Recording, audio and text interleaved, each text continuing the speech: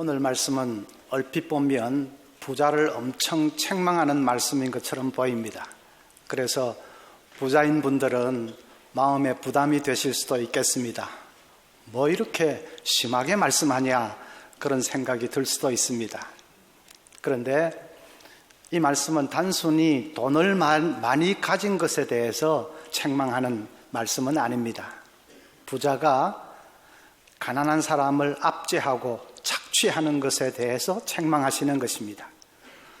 가난한 사람을 부당하게 짓밟고 착취하면서 그렇게 긁어모은 돈으로 자기는 사치하고 방탕하게 사는 잘못된 삶에 대해서 책망하시는 것입니다. 하나님은 가난한 자를 압제하는 것을 왜 그렇게 못 견뎌 하시고 분노해 하십니까? 그것은 하나님이 정의의 하나님, 공의의 하나님이시기 때문에 그렇습니다. 정의라는 말은 히브리어로 미시파트인데 구약 성경에는 이 미시파트가 200번 이상이나 나옵니다. 그만큼 하나님은 이 정의라는 가치를 소중히 여기시는 정의의 하나님이라 하는 뜻이지요. 미시파트, 정의가 무엇입니까? 정의는 한마디로 말해서 사람을 편파적으로 대하지 않고 공정하고 공평하게 대하는 것입니다. 잘못을 저지른 사람에 대해서는 동일하게 공평하게 벌을 주는 것이 정의입니다. 사람들을 보호해주고 보살펴줄 때도 공평하게 똑같이 보살펴주는 것이 정의입니다. 각자에게 돌아갈 몫이나 품깃이 있을 때에 그것이 공평하게 돌아가도록 해주는 것이 정의입니다. 그런데 강자가 약자를 부당하게 압제하는 것은 그 공평성을 훼손하는 것입니다. 강자가 자기 힘을 이용해서 아무 대항도 하지 못하는 약자의 그 권익을 마음대로 빼앗는다면 그건 공평성을 짓밟고 유린하는 것입니다. 그것은 하나님의 정의를 부정하는 것입니다. 미시파트에 하나님을 부인하고 부정하는 행위와도 같습니다. 그래서 오늘 말씀에 야고보 사도가 그런 자들을 아주 엄히 책망하는 것이지요. 그래서 오늘 말씀은 한마디로 말하면 이 땅에 하나님의 정의를 굳게 세우라 그런 말씀입니다. 굉장히 책망하는 말씀으로 되어 있지만 그걸 뒤집어서 보면 이 땅의 구석구석에 하나님의 정의가 강물처럼 흐르게 하라 하는 간곡한 말씀입니다. 오늘 말씀을 통해서 하나님의 그 간절한 마음을 우리가 읽을 수 있어야 됩니다. 정의가 강물처럼 흐르는 사회가 되게 하라. 어떻게 하면 그렇게 되겠습니까? 첫째로는 모든 착취를 건절할 수 있어야 합니다. 4절에 보니까 보라 너희 밭에서 추수한 품꾼에게 주지 아니한 삭시 소리 지르며 그 추수한 자의 우는 소리가 만군의 주의 귀에 들렸느니라. 그 당시에 유대 땅의 품꾼들은 겨우 기아를 면할 정도의 생활을 했습니다. 하루라도 품삯을 받지 못하면 당장의 가족이 굶어야 되는 절박한 상황 속에 살고 있었습니다. 그런데 지주들 중에 어떤 작자들은 그런 품꾼들의 품삯을 연체를 시킨다든지 아니면 아예 떼어먹고 주지 않는 그런 악랄한 사람들이 있었습니다. 벼룩의 간을 내먹어도 유분수지. 그런 행위는 품꾼들의 피를 빨아먹고 그들을 사지로 내모는 것과 다를 바 없는 행위였습니다. 그래서 그들의 우는 소리가 만군의 주의 귀에 들렸느니라 했습니다. 하나님이 그 악한 행위를 결코 좌시하지 않을 것이다 하는 말씀이지요. 그 당시 착취는 그랬는데 오늘날은 착취가 어떤 모양으로 나타납니까? 대표적인 것이 갑질이 아닐까 생각합니다. 갑질은 힘을 가진 사람이 힘없는 사람들을 마음대로 짓누르고 유린하는 것 아닙니까? 갑질이 착취지요. 대기업이 이 중소기업, 하청기업들을 이 갑질을 합니다. 백화점 VIP 고객이 힘없는 점원을 꿇어 앉혀놓고 호통을 쳐댑니다. 저는 그럴 때마다 혹시라도 저 사람이 또 목사라는 말이 나올까 봐 가슴이 조마조마합니다. 목사들이 하도 사고를 많이 쳐서. 교수가 자기 손안에 꼼짝 못하는 조교에게 갑질을 해댑니다. 무슨 편의점 주인이 일자리가 없어서 겨우 아르바이트로 들어온 대학생에게 무슨 갑질을 해댑니다. 이름은 열정페이, 이름도 참 희한하게 붙여놓고 열정이 아니라 착취를 해대고 있습니다. 정직하지 못한 방법으로 돈을 버는 것도 넓은 의미에서 보면 착취입니다. 잠언 11장 1절에 속이는 저울은 여호와께서 미워하시나 공평한 추는 그가 기뻐하시느니라 했습니다. 장사는 저울을 속이거나 물건을 속이면 안 된다는 말입니다. 회사는 허위 과대 광고로 소비자들을 속이고 우롱하면 안 된다는 말입니다. 대기업은 정당한 경쟁을 하지 않고 독점을 하든지 담합을 하든지 해서 부당한 이익을 취하면 안 된다는 말입니다. 그런 식으로 부당한 이익을 취하면 결국은 그 피해는 고스란히 힘없는 사람들에게로 돌아가기 쉽기 때문에, 그래서 그것은 넓게 보면 현대판 착취이죠. 목회자들이 저를 포함해서 그런 점을 특히 조심해야 됩니다. 힘없는 보통 사람들의 죄는 잔뜩 지적을 하고 책망을 하면서도 소위 기득권 힘 있는 사람들의 죄에 대해서는 입을 다물어 버리는 그런 잘못을 범하지 않도록 해야 합니다. 그래서 교회가 이 착취의 죄에 대해서 깨어 있어야 되겠습니다. 그런 죄를 모른 척 간과하고 눈을 감고 넘어가면 안 됩니다.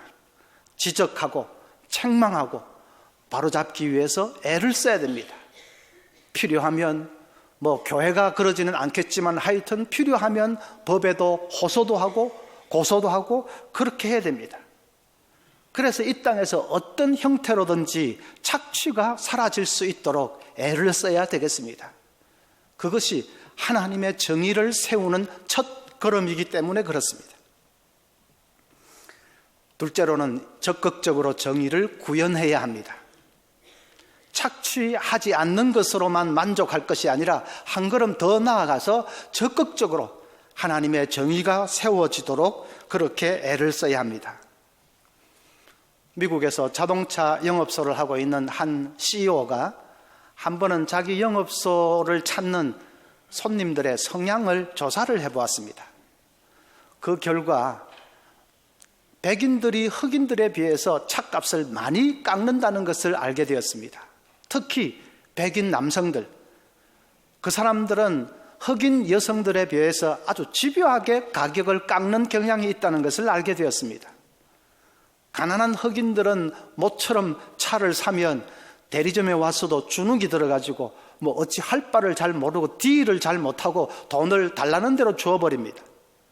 그런데 영악한 백인들은 차를 많이 사보았으니까 그 루트를 다 알아가지고 이런저런 이유를 대면서 하여튼 가격을 있는 대로 후려치는 것입니다. 그러니까 결과적으로는 백인들에게 깎인 차값을 가난한 흑인들에게 부과하는 식으로 영업이 이루어지고 있었습니다. 그 사실을 알고 CEO가 고민하기 시작합니다. 그것은 불법한 일은 아닙니다. 어쨌든 고객하고 이 딜을 통해서 가격이 정해진 것이니까 그건 불법한 일은 아니고 또 무슨 잘못된 일도 아닙니다. 그러나 정의롭지는 못한 일입니다. 고민을 하다가 이 CEO가 마침내 결단을 내렸습니다. 이제부터는 정찰제로 한다. 그래서 어떤 경우에도 가격표에 붙어있는 그대로만 팔기로 했습니다. 그러면 그동안 잘 깎던 백인들에게는 손해가 되지만 그러나 흑인들에게는 이익이 되는 일입니다. 문제는 그런 식으로 해서 이전처럼 영업이 잘 되겠느냐 하는 문제인데 CEO는 그것은 하나님께 다 맡겼습니다. 하나님께 맡기고 어쨌든 과거와 같은 식으로 계속하면 그것은 말도 잘 못하고 가난한 그런 사람들을 말하자면 일종의 착취하는 것이기 때문에 그건 하나님이 기뻐하시는 일이 아니다 하고 결론을 내린 것입니다. 그분은 생각이 바로 박혀 있는 분 아닙니까? 그렇게 해서 어떻게 하든지 자기 영업소 안에서라도 하나님의 정의가 춤추도록 그렇게 만든 것입니다. 여러분, 우리 크리스찬들은 돈보다도 정의를 먼저 생각해야 됩니다. 정말 예수 믿고 변화된 사람이라면 내가 어떻게 하면 큰 돈을 벌까? 그것보다는 어떻게 하면 이 땅에 하나님의 정의를 꽃피울 수 있을까? 그것을 먼저 생각해야 됩니다. 그래서 이 땅에 우리가 정의를 구현해야 되는 일들은 너무나도 많습니다. 그걸 개개인의 힘으로 다 하기는 그건 역부족입니다. 그래서 뜻을 같이 하는 사람들끼리 연대를 해서 무슨 단체를 만들어서 하는 것이 효과적이겠습니다. 지난 주일 오후에 우리 교회 이 사교육 걱정 없는 세상 대표가 와서 특강을 했는데 참석하신 분들은 은혜를 다 받았습니다. 그렇게 문제의식이 분명하고 방향성이 분명한 그런 어떤 단체들의 힘을 좀 합쳐서 함께 일할 수 있다면 훨씬 더 하나님의 정의를 세워가는 일이 빠르게 되지 않겠는가, 그렇게 생각을 하는 것이죠. 세 번째, 이웃을 섬기는 삶을 살아야 합니다. 이웃을 섬기는 것하고 정의하고 무슨 관계가 있느냐? 세상은 이 약자들에게 일방적으로 불리하게 되어 있습니다. 구조 자체가 불리하게 되어 있는 경우가 많습니다. 그래서 유전무죄, 무전유죄 그런 말도 나오지 않습니까? 흙수저는 아무리 발버둥을 쳐도 흙수저 신세를 면하기가 어려운, 그렇다고 통계마저 다 나와 있습니다. 부촌에서 인류대학 많이 가고 빈촌에서는 서울 안에 대학 갈 수도 없고 그 통계가 다 나와 있습니다. 머리가 나빠서 가난한 사람들은 역량이 모자라서가 아니라 아예 구조 자체가 이 서로 경쟁하기에 불리한 구조로 되어 있습니다. 운동장이 평평하지가 않고 기울어져 있습니다. 그래서 우리가 약자를 섬기는 것은 그 불공평을 조금이라도 해소하는 것입니다. 기울어져 있는 운동장을 조금이라도 바로 펴는 것입니다. 그러니까 정의지요. 공평하게 대하는 것이 정의라고 했지 않습니까? 그러니까 정의지요. 신명기 10장 18절에도 고아와 과부를 위하여 정의를 행하시며 했습니다. 고아와 과부를 위해서 무슨 구제를 하시며 사랑을 베푸시며 이렇게 하지 않고 정의를 행하신다. 그들을 돌보는 것이 정의입니다. 그것이 정의로운 행위이기 때문에 이제 그것은 우리에게 선택사항이 아니고 필수입니다. 만약에 자선 행위라면 그건 선택이지요. 자선이야 해도 되고 안 해도 되는 것 아닙니까? 하면 조금 더 착한 사람이고 안 하면 무심한 사람이고 그 차이죠. 그러나 가난한 사람들을 섬기는 것이, 그것이 하나님의 정의를 세우는 일이라면 그것은 해도 되고 안 해도 되고 선택이 아니라 필수입니다. 정의를 세워나가는 것은 우리 천국 백성들이 받은 사명이기 때문에 그렇습니다. 1700년대 프랑스와 영국을 비교해보면 재미있는 현상을 발견합니다. 프랑스는 위에 이 왕실과 귀족들이 다 썩었으니까 온 나라가 썩고 병들었습니다. 그래서 결국은 프랑스 대혁명이라고 하는 피해 혁명이 일어나서 수많은 사람들이 죽고 나라가 씻을 수 없는 상처를 받았습니다. 그런데 썩기는 영국도 비슷했습니다. 그런데 영국에서는 왜 그 무시무시한 피해 혁명이 일어나지 않았을까? 영국의 해군력이 막강해서였을까? 아니면 무슨 통치를 잘해서였을까? 그게 아니고 역사가 우드로 윌슨은 한마디로 진단하기를 영국의 그 피해 혁명이 일어나지 않은 것은 영국에는 존 웨슬리가 있었기 때문이다, 그렇게 말했습니다.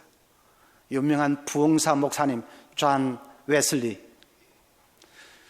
그분은 이 복음 안에서 경건운동을 일으켰는데 그것이 영국 사회에 깊숙이 퍼져나갔습니다. 특별히 크리스찬들이 물질을 통해서 이웃을 섬기는 것을 웨슬리가 강조를 많이 했습니다. 웨슬리가 가르친 크리스찬의 경제 원리는 간단하게 세 마디로 요약될 수 있습니다. 최대한도로 벌어라, 최대한도로 저축하라, 최대한도로 베풀어라. 그것입니다. 최대한도로 벌고 최대한도로 저축하고 최대한도로 베풀어라.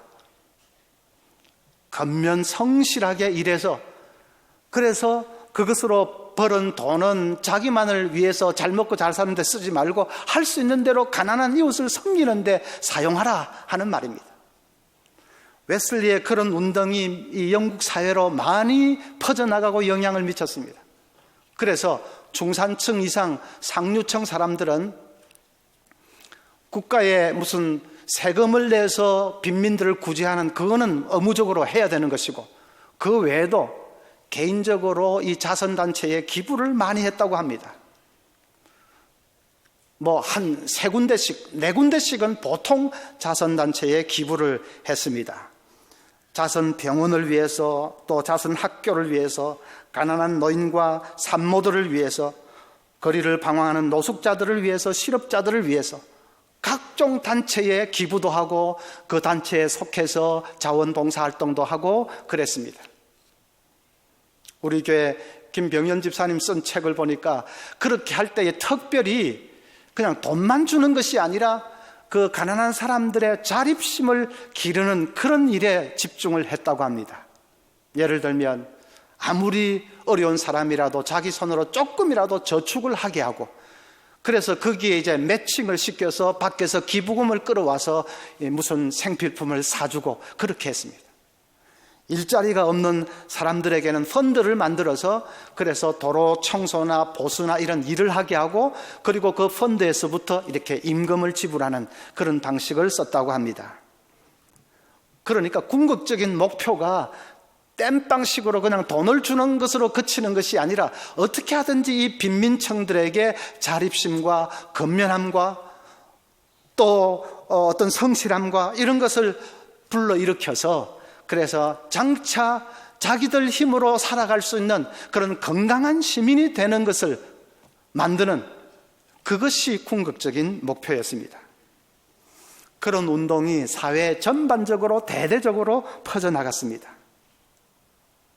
다 분위기가 그러니까 기독교인이 그런 활동을 하지 않으면 그 사람은 구원받은 사람이라고 할 수 없다고 할 정도의 큰 책임감과 의무감으로 다 거기에 봉사했습니다. 그래서 영국은 프랑스처럼 피해 혁명이 일어날 필요가 없었습니다. 사회 구석구석에서 하나님의 정의가 춤추기 시작하고 하나님의 정의가 강물처럼 흐르기 시작하는데 꼭 피로서 세상을 뒤집어 엎을 필요가 없어진 것입니다. 기독교인들이 사회를 개조하고 역사를 바꾸었습니다. 우리에게 많이 도전이 되는 역사적인 사실이지요. 이 땅의 크리스찬도 800만이라고 하지 않습니까? 그 한 사람 한 사람이 정말 이웃을 향해서 마음을 열고 이제 섬기는 삶을 시작한다면 세상은 달라질 것입니다. 진짜 무슨 우리 자녀들 교육, 사교육에 쓰는 돈의 10분의 1만이라도 이웃을 위해서 사용하기 시작한다면 800만 크리스찬이, 그러면 이 사회에 진정한 변혁이 일어나게 될 것입니다. 국가에서도 입만 열면 복지 하기는 하지요. 그러나 결과가 어떻습니까? 복지 때문에 서로 충돌하고 갈등하고 사회가 그냥 분열되지 않습니까? 법으로 제도로 하는 것은 한계가 있습니다. 최선의 복지는 우리 믿는 사람 한 사람이 내 주변에 있는 사람들을 겸손하게 섬기고 사랑하는 그것 이상 최선의 복지가 없습니다. 재작년 어느 날 분당선 열차 안에서 한 취객이 갑자기 토를 해버렸습니다. 사람들이 전부 눈살을 찌푸리고 뒷걸음질을 치는데 한 청년이 허리를 굽히고 그 토해낸 것을 자기 맨손으로 쓸어담기 시작합니다. 냄새가 나고 옷에도 막 묻고 하는데도 아랑곳하지 않고 자기 맨손으로 그것을 치웁니다. 그러니까 어떤 한 20대 여성이 휴지를 가지고 다가왔고 한 5, 6명이 또 합세를 하고 해서 말끔하게 치웠습니다. 언론사가 그걸 알고는 그 청년을 기어코 찾아내서 인터뷰를 했습니다.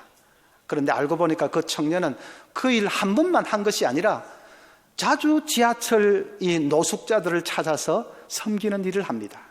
노숙자들을 아버지라고 부르면서 아버지 하면서 노숙자들을 정성껏 섬기는 그 동영상이 페이스북을 통해서 퍼졌는데 조회수가 한 3만 건이 됐습니다. 그걸 보고 사람들이 그 청년에게 별명을 붙여 주었는데 별명이 귤 아티스트입니다. 왜냐하면 귤에다가 아주 예쁘게 사람 얼굴을 그려서 그걸 노숙자들에게 주는데 노숙자들이 그렇게 좋아한답니다. 어떤 사람은 그걸 받아들고 그냥 눈물을 주룩주룩 흘립니다. 구걸하면서 사는 자기 모습이 꼭 짐승 같아서 자살하러 가려고 가다가 그 귤을 받은 것입니다.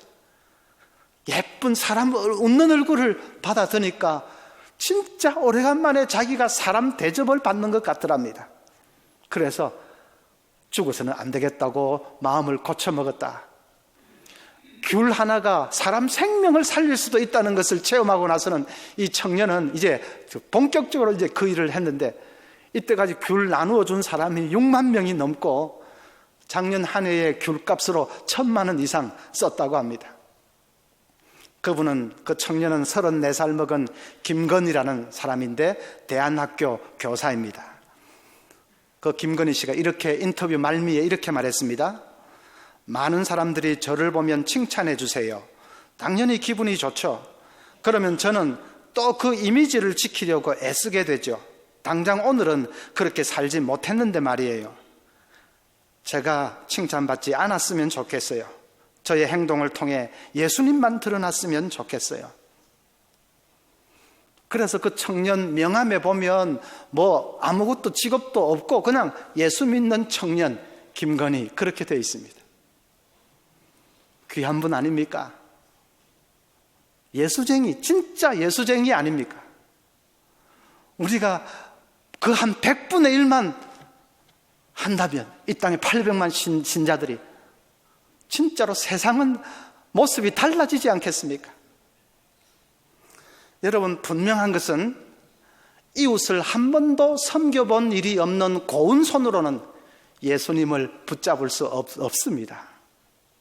왜냐하면 예수님의 손은 거칠고 투박한 손입니다. 땅 위에 계실 때 온갖 환자들 위에 얹었던 손입니다. 나병 환자 고름이 질질 나는 그 위에도 손을 얹으셨던 그 손이 예수님 손입니다. 잘 잡수지도 못해서 삐삐 골고 마른 손입니다. 대못이 박혀서 구멍이 나고 쪼개진 손입니다. 그런 손을 기름기가 번지르르 흐르는 우리 손으로 붙들 수 있겠습니까? 내가 아무리 급한 일을 당해서 주여 내 손 좀 잡아주세요. 그 주님도 잡아주려고 하지만 손이 워낙 다른데요. 손이 한 번도 섬겨본 일이 없는 섬섬옥수 같은 그런 고운 손으로는 예수님의 손을 붙들 수 없습니다. 우리도 예수님 닮은 거칠고 투박한 손들이 되었으면 좋겠습니다. 섬김의 손들이 되었으면 좋겠습니다. 그래서 우리를 통해서 하나님의 정의가 꼽힐 수 있도록. 전에는 축복의 통로 그랬죠. 축복의 통로가 되는 것도 중요하지만 이제부터는 정의의 통로가 되게 해 주시옵소서.